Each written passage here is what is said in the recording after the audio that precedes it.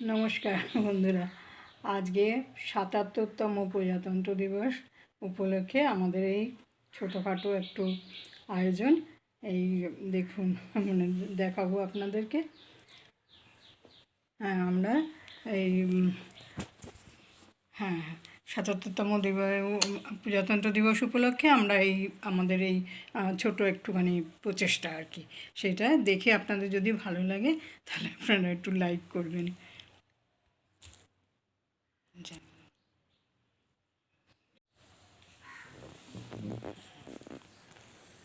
এই আজকে মোটামুটি আমি একটু এইটা বানাবার এরকম চেষ্টা করেছি।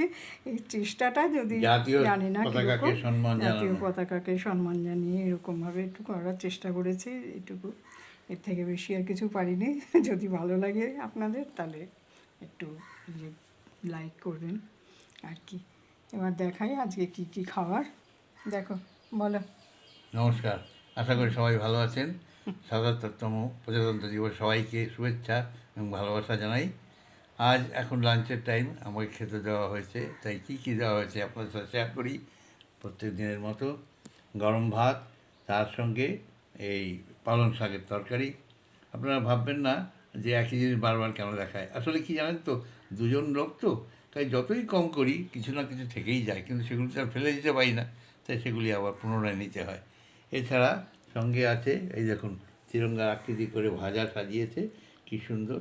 এই ভাতের নিচে কিন্তু মাছ আছে, সেই জন্য সাদা, গেরুয়া এবং সবুজ এই আকৃতি করেছে। এর সঙ্গে আছে ডাল, মাছ দিয়ে বড়া বানিয়েছে, বড়া বানিয়ে। মাছটা আমি বলছি, কাতলা মাছ তো অনেক দিন ফ্রিজে থাকলে না একটু টেস্টটা মানে টেস্টলেস হয়ে যায়, কেমন ভালো লাগে না খেতে। তাই আজকে ভাবলাম কাতলা মাছটা কাটা ছাড়িয়ে ওই বড়া করে আর সেটা ঝোল করলাম। এটার নতুনত্ব আর কি, একঘেয়ে খাবার হয়তো, সেরকমভাবে মাছটা করেছি। এর সঙ্গে আছে চাটনি। মোটামুটি ঠিকই আছে। এখন বেলা হয়ে গেছে, আমি খাই। আপনারাও নিশ্চয়ই খেয়ে নিয়েছেন। সবাই ভালো থাকবেন, আমাদের সঙ্গে থাকবেন, আর আমাদের ভালো লাগলে একটু সাবস্ক্রাইব করবেন।